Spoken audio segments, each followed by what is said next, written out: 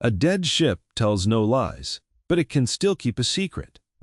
That was the first mistake the Kreth salvage crew made when they found the wreck drifting silent at the edge of the perimeter expanse, its hull cold, its transponder dark, its every visible system reading flatlined and harmless.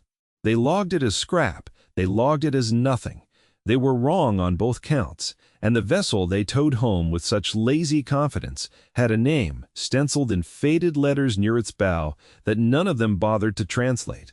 The Halsey's Vigil, named for a woman who never surrendered aboard a ship that, as it turned out, hadn't either. The Kreth were not a cruel species by the standards of the galaxy. Not exactly. They were something worse in some ways. Indifferent. They were scavengers by trade and philosophy. A civilization that had built its wealth not on invention, but on picking through the bones of others. And over 3 centuries of drifting through dead battlefields and abandoned colonies, they had developed a particular kind of arrogance. It was the arrogance of the vulture, the quiet certainty that anything left behind was left behind, because it was worthless, because its makers were gone, weak, extinct, or simply too foolish to hold on to what they had. Humanity, in the eyes of the Kreth, fell into the last category. They knew of humans only in the vaguest terms. A minor species, recently arrived on the galactic stage, still fighting internal wars, when the first survey drones had clipped the edge of their solar system decades before. Fragile, divided, not worth the fuel to properly catalog. When the Kreth trawler, Second Prophet, picked up a massive contact, drifting silent in the black, its crew ran the barest of scans, confirmed no active power signatures on the primary grid, confirmed no life support, confirmed no response to hailing, and made the call that would define the rest of their short, unremarkable lives. Scrap. Salvage rights claimed. Tow it home. What they did not know, because they did not care to look deeper, was that the Halsey's Vigil had not died, in the conventional sense. It had been gutted. Its crew, every last one of them, had given their lives in a battle 3 years prior, against a raiding fleet that had come for a colony called Marrow's Reach, a farming settlement of 11,000 souls that had no military value and no strategic worth. Only people, only families, only children who had never done anything to anyone. The raiders had assumed the colony was undefended. They had assumed correctly, right up until the moment the Vigil dropped out of nowhere and put itself between the raiders and the planet and stayed there and did not move until every enemy ship was dust and every human aboard the Vigil was dead. The ship's core reactor had been damaged in that battle, badly enough that its primary systems shut down to prevent a cascade failure. Its running lights went dark, its transponder died. It became, to any casual sensor sweep, an inert hulk. Quote, but the weapons grid ran on a secondary loop, an old design quirk from an era of naval engineering, when the people building warships had learned through blood and loss never to let a ship go fully dark while it could still fight. That loop had been drawing trickle power from an auxiliary cell for 3 years, patient, silent, waiting for a fire control system that had never received a stand-down order, because the officer who would have given it had died at her post with her hand still on the console. The weapons of the Halsey's Vigil were not powered down, they were simply waiting. The Kreth crew hauled the wreck into high orbit above their homeworld's largest shipbreaking yard, a place called Kale Anchor, a graveyard of 1,000 other people's wars turned into raw material and profit.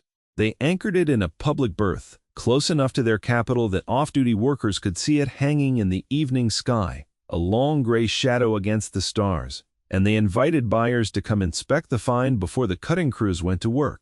Among those buyers was a broker named Thesia Van, a mid-tier trader, with the talent for turning other species' tragedies into commodities.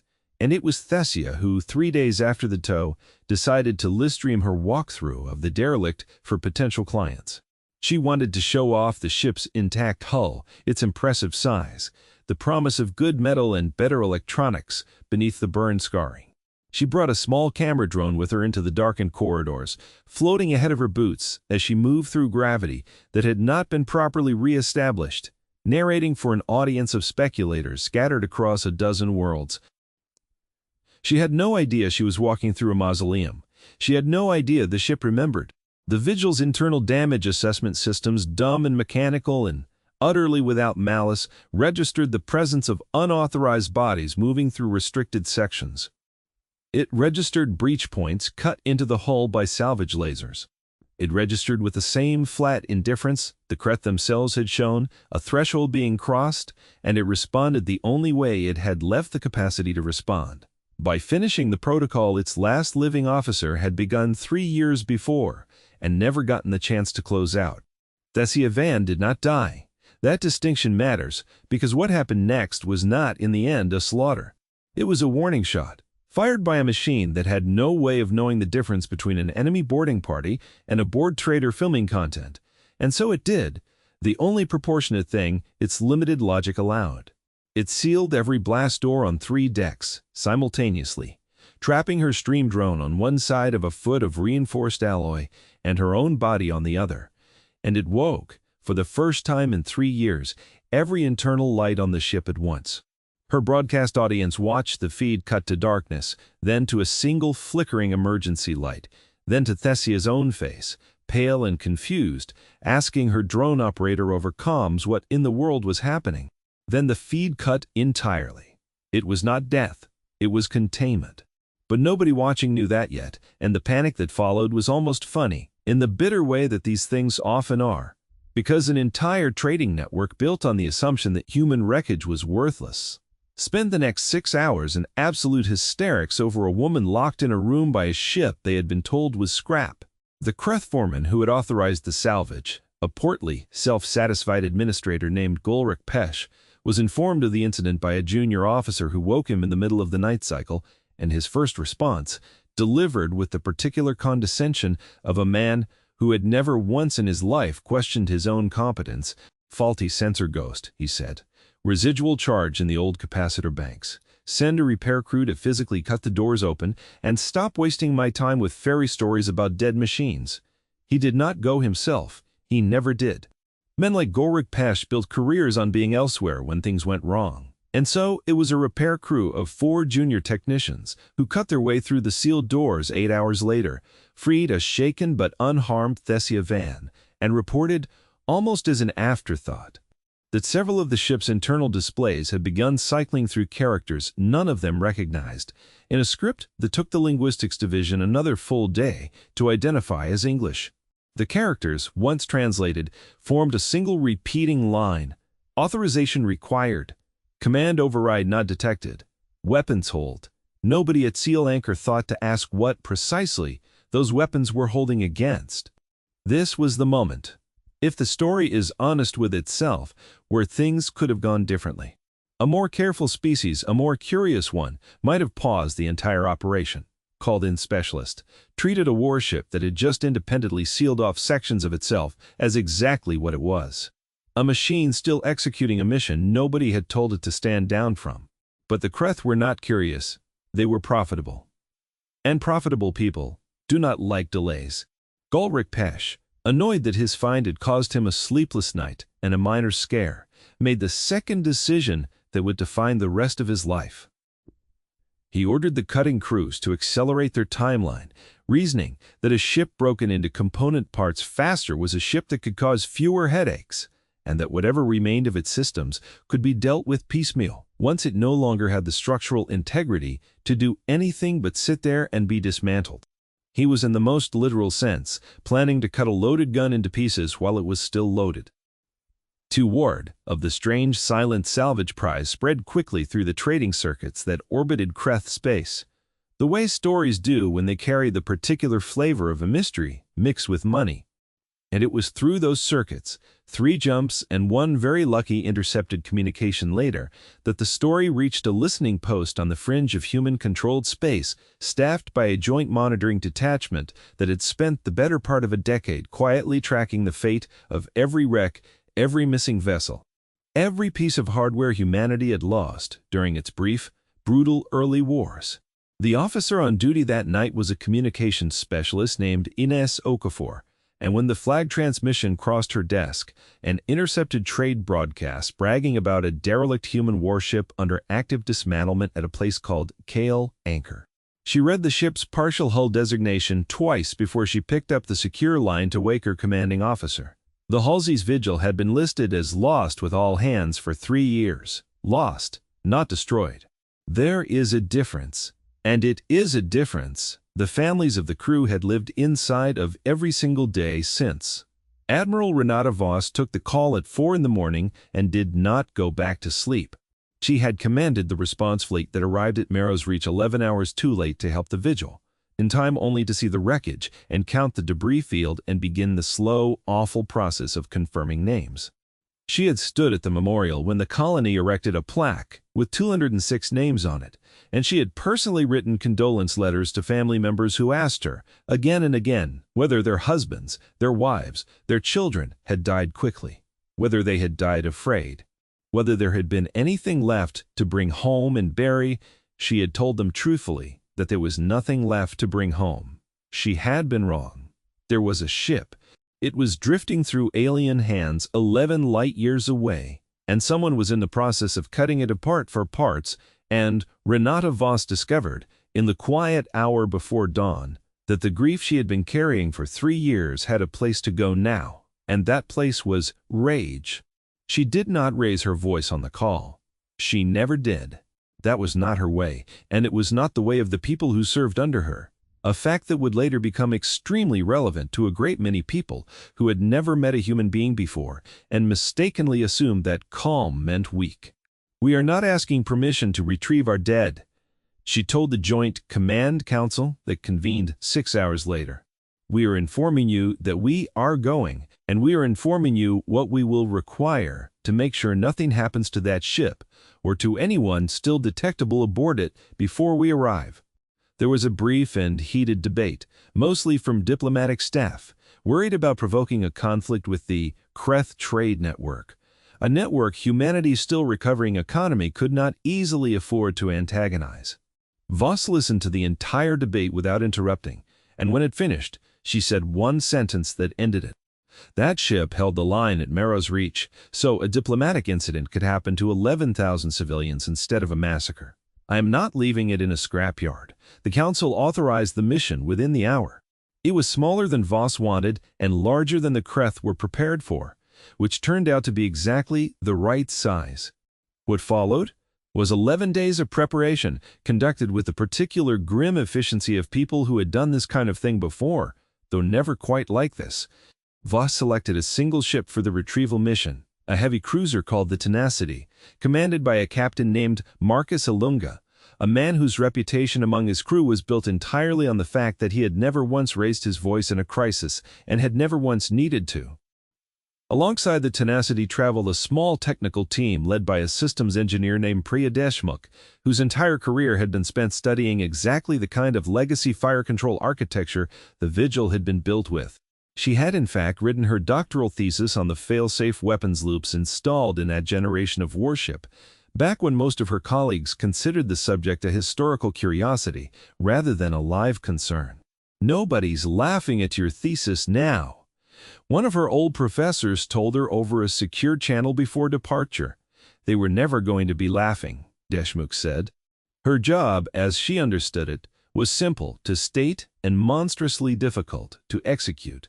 She needed to get close enough to the Vigil to establish a command authentication link before the Kreth's cutting crews breached the primary weapons bus, because once that bus was breached, with the fire control loop still live and unauthorized, there was no telling what the ship's fail-safe logic would do.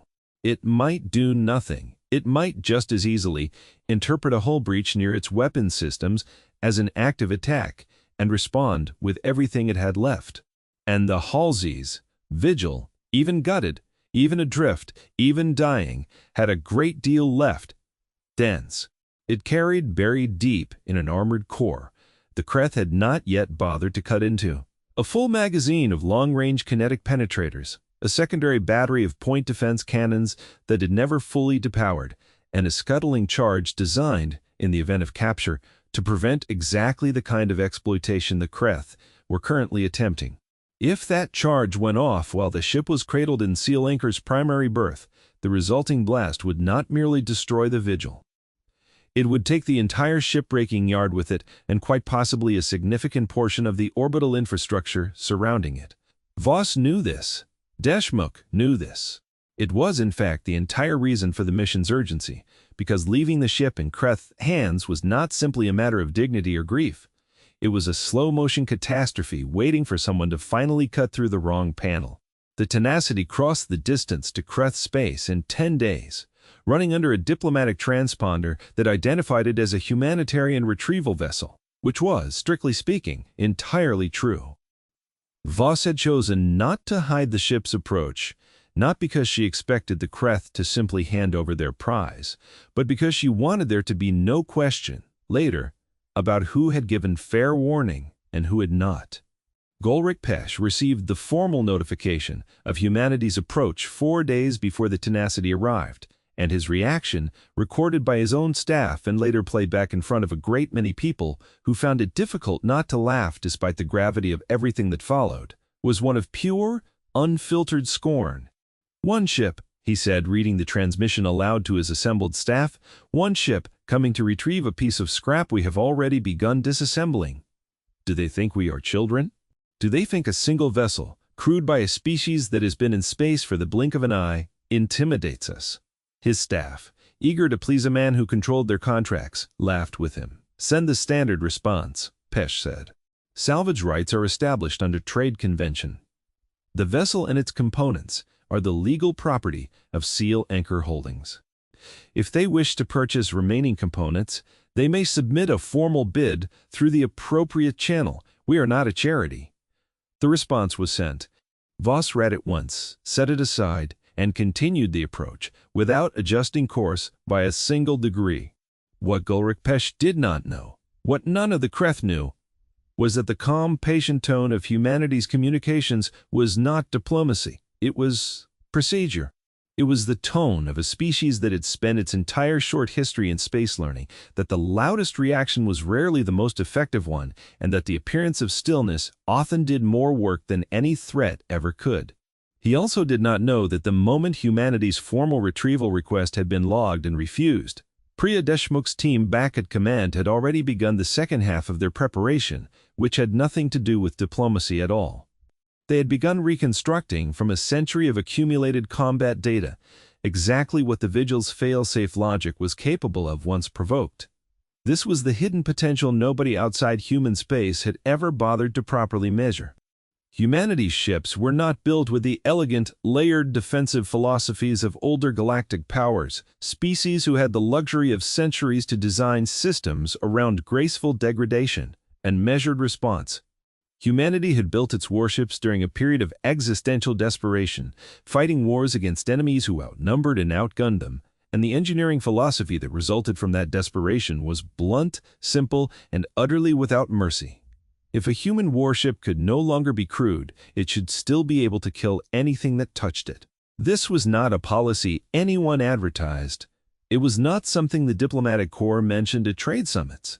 It was simply true, baked into the bones of every capital ship humanity had built during and immediately after its darkest years. A dormant fleet of contingencies scattered across a dozen battlefields and graveyards, most of which the galaxy had long since assumed were harmless wreckage. The Vigil was simply the first one anybody had been foolish enough to try to take apart while it was still listening. The Tenacity arrived at the edge of Kale Anchor's system on the morning of the 11th day, and its arrival was announced. Not with a fleet, not with weapons hot, but with a single message broadcast openly on every frequency the Kreth trade network monitored. "This is Captain Marcus Ilunga of the human vessel Tenacity. We are here to retrieve the remains of our ship and our people. We have made every attempt to resolve this through recognized channels. We are giving Kale Anchor Holdings 6 hours to cease all cutting operations on the vessel designated Halsey's Vigil and prepare it for immediate release into our custody. After that window closes, we will begin retrieval by whatever means are necessary." Golric Pesh watched this broadcast from the comfort of his office, a glass of imported liquor in his hand, and he laughed again, though this time there was a small, unacknowledged flicker of unease behind his eyes that he chose out of habit and arrogance to ignore. 6 hours, he said. Let them wait 6 hours. Let them wait 60. The cutting continues on schedule. It was, by any measure, the single worst decision of his professional life. The cutting crews, unaware they were now working against a countdown that had nothing to do with the humans' broadcast and everything to do with the structural stress building in the Vigil's damaged reactor housing, continued their work through the arriving deadline. They breached the outer armor of the primary weapons bus at approximately the same moment the 6-hour window closed, cutting through a support strut that had, until that moment, been holding a stress fracture in check. The Vigil's fail-safe logic, silent for 3 years, patient beyond any reasonable measure, registered the breach as a completed penetration of a critical system by an unauthorized party. It did not hesitate. It had never been built to hesitate. Every point defense cannon still connected to power came online in the same instant, rotating with a speed that no observer on the yard's surface cameras believed at first, sweeping toward the cutting platforms clustered around the hull with the terrible, mechanical certainty of a system executing exactly the function it had been designed for. It did not fire on the cutting crews immediately. This detail matters, and it is worth pausing on, because it says something true about the ship and the philosophy that built it. The Vigil's targeting logic, even in its degraded, isolated state, still ran through the layered authentication checks its designers had built in, checks meant to prevent exactly the kind of tragedy that had almost happened to Thessia Van days before. It flagged the individuals present, calculated they were unarmed, calculated they posed no lethal threat to the ship's core systems in the next several seconds, and instead of opening fire, it did something almost merciful. It screamed. Every speaker still wired into the Vigil's damaged systems blasted an emergency klaxon across the hull and the surrounding kilometers of open space, a sound the ship's original crew would have recognized instantly as the general evacuation alarm, a sound that meant, "Get off this ship right now." The cutting crews, to their credit, did not need a translation. They ran. Golric Pesh, watching the sudden chaos unfold on his office display, finally understood, for the first time since the salvage began, that he had made an enormous and possibly fatal miscalculation. His unease, so easily dismissed a few hours before, arrived now as full-blown panic, and he did the only thing his particular kind of cowardice allowed. He ordered every non-essential worker off the yard immediately and got on an emergency line to the approaching human vessel, his voice cracking with an urgency that stood in stark, humiliating contrast to his earlier condescension. "Captain Ilunga, this is Kale Anchor Holdings. There has been an incident. We request immediate assistance and clarification of your intentions." Marcus Ilunga's reply came back calm, even, and utterly without sympathy.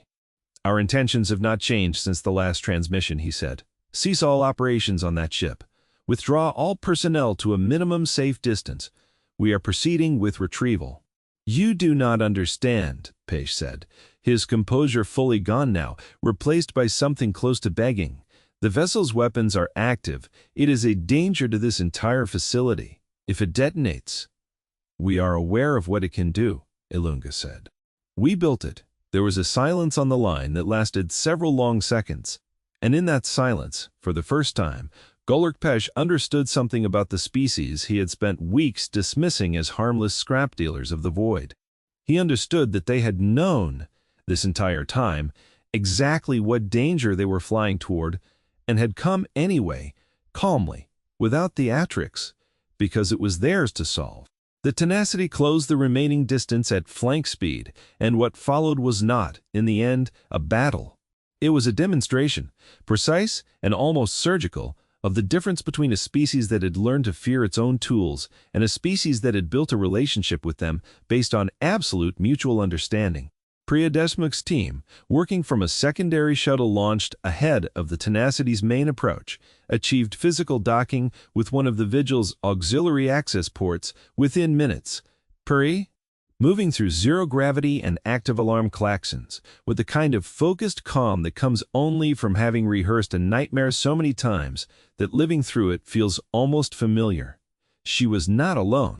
Beside her worked a propulsion specialist named Tobias Reyes and a young data analyst named Hannah Wool, both of whom had spent the entire 10-day transit reviewing every scrap of the Vigil's known systems architecture.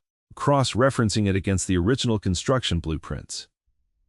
Humanity had kept sealed in secure archive for exactly this kind of eventuality. Inside the ship, the air was cold and dead and smelled faintly of things Deshmukh chose not to think about too closely.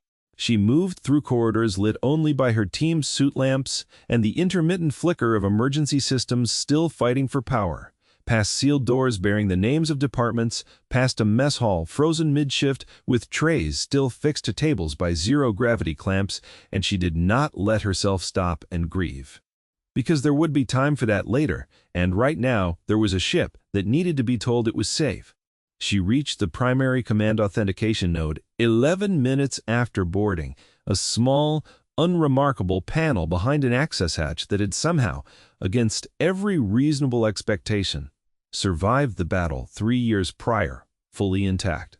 She keyed in the command authorization sequence, a nested cryptographic handshake that had been designed decades earlier by engineers who had never met her and never would, engineers who had nonetheless built into their work the quiet hope that someday someone would come back for their ships and know exactly how to speak to them. The response came back almost instantly. Command authority confirmed. Standing by. Deshmukh let out a breath she had not realized she was holding. Vigil, she said, speaking aloud into the panel's audio pickup, her voice steadier than she felt. This is Lieutenant Priya Deshmukh, acting under authority of Admiral Renata Voss. Human Joint Command. Your crew held. Your mission is complete. You are ordered to stand down all active weapons systems and prepare for retrieval and transport home. There was a pause, brief and strange, the kind of pause that felt almost human despite belonging to a machine. Then, the alarms across the ship, which had been screaming without pause for nearly 20 minutes, fell silent, all at once, and the emergency lighting shifted from the harsh red of general alert to the soft, steady white of a system finally, after 3 long years, allowed to rest. Weapon systems standing down, the ship's automated voice reported, acknowledging command authority, awaiting further instruction. Priya Deshmukh, who had spent a decade studying this exact architecture in the sterile safety of a classroom, found that she could not immediately speak, and it was Hana Wu, standing beside her, who finally said the thing they were all thinking. It waited 3 years for someone to tell it that it was over. Outside, in open space above Kale Anchor, Gulrich Pesh watched his sensor feeds confirm that every weapon aboard the derelict warship had gone dark in the same instant, and he understood, with the particular sick clarity of a man realizing exactly how close he had come to being erased from existence by his own greed, that the humans had not been bluffing about anything, not once, from the very first message. The tenacity did not fire a single shot. It did not need to. It simply took custody of the Halsey's Vigil, attached tow cables with a gentleness that stood in stark contrast to the rough, careless handling the Kreth crews had used weeks before, and began the slow, careful process of preparing the wreck for the long journey home. Before it departed, Captain Ilunga opened one final channel to Sail Anchor Holdings, and his message, brief as it was, would later be quoted in tribunals and history texts across a dozen systems. You called this ship scrap, he said. You called it inert. You were wrong on both counts, and that error nearly cost your entire facility and everyone in it. We are not interested in retribution for your ignorance. We are interested in something simpler. This vessel and everything aboard it belongs to us, and it is going home. Any further attempt by any Kreth vessel to interfere with human salvage operations anywhere will be treated as a hostile act. That is not a threat. It is a fact. The same way the ship's weapon systems were a fact, you chose not to verify. Gulrich Pesh did not respond immediately. When he finally did, his voice carried none of the arrogance from days before. Understood, Captain, he said. And, on behalf of Sail Anchor Holdings, I extend our sincerest apologies for the mishandling of your vessel and your people. It was by every account later gathered the first genuine apology Gulrich Pesh had issued to anyone in over a decade of running the yard, and it would not be his last, though the ones that followed were considerably less voluntary. The Tenacity's return journey took 11 days, and it was met, upon its arrival in human space, not with celebration exactly, but with something quieter and heavier, a solemn gathering at the primary orbital dock above Earth, where the families of the Vigil's crew had assembled to watch the recovery vessel bring their people home at last. Admiral Voss stood at the front of that gathering, and when the Vigil came into view, towed with slow, deliberate care into the same orbital space it had departed from 3 years before. She did not deliver a speech full of triumph. She spoke instead, briefly, of the 206 names on a plaque at Marrow's Reach, and of a colony that still stood, still grew crops, still raised children, because a ship and its crew had refused to move out of the way. They were told, she said, that their sacrifice would be scrap in someone else's ledger, that the price of their lives was worth less than the metal that carried them into battle. I want every person listening, human and otherwise, to understand something clearly. We do not build ships that forget their orders. We do not build a people who forget their dead. And we do not, under any circumstances, allow either to be taken from us and called worthless. The investigation that followed, conducted jointly by human diplomatic staff and a newly humbled contingent of Kreth trade regulators eager to avoid further consequences, resulted in the full removal of Gorek Pesh from his position, a formal sanction against Gale Anchor Holdings, and the establishment of a new galactic salvage protocol requiring mandatory deep scan verification of any vessel before it could be claimed as derelict, a protocol that came to be known with a certain grim irony that was not lost on the diplomats who named it as the Vigil Standard. Tatter. It applied to every species operating in the region, but everyone understood, without needing it stated aloud, exactly which incident had made it necessary. The wider galactic community, for its part, took a longer and more complicated lesson from the affair, one that spread through trade circuits and diplomatic channels far beyond Kreth space in the following months. Humanity, it turned out, was not simply a young, fragile species scraping by on the margins of galactic civilization.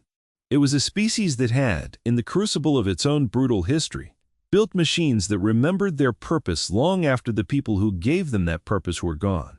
And it was a species that would cross any distance necessary to make sure that purpose was honored.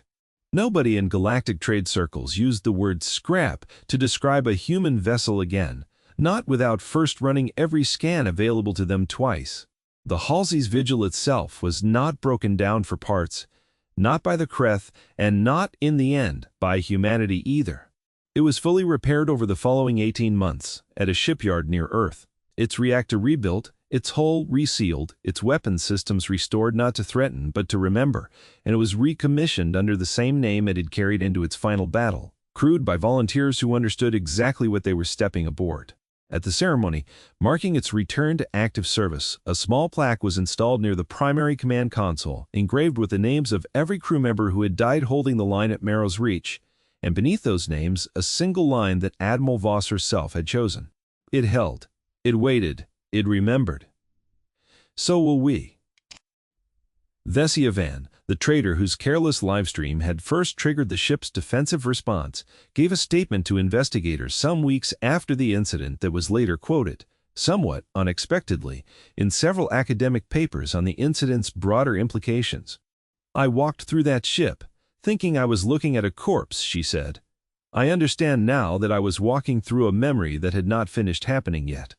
I do not think I will ever again assume that silence means something is finished."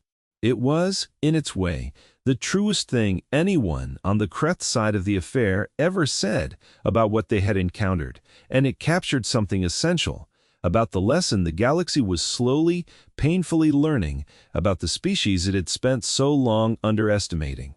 Humanity did not build monuments only out of stone. It built them out of steel and circuitry and stubborn patient code that waited years in the dark for someone to come and say the mission was over, and it built them out of people willing to cross the void, unarmed, but for their own certainty, to make sure nothing that carried their dead was ever again mistaken for something worthless. The scrapyards of the galaxy grew a little more careful. After that, the trade brokers grew a little more thorough. And somewhere above a rebuilt farming colony called Marrow's Reach, a ship that had once been called Scrap now flew regular patrol routes past a plaque bearing 206 names, its weapons systems fully charged, fully authorized and utterly calmly at peace. If this story hit you the way it hit us, to write it, go ahead and give it a like, and consider subscribing if you want more stories, like this one, every week. Drop a comment and let us know what part stuck with you most, whether it was the silence before the alarms or that final line on the plaque. We've got more tales of humanity rising when the galaxy least expects it, so ring that notification bell if you don't want to miss the next one. Until then, keep your eyes on the stars.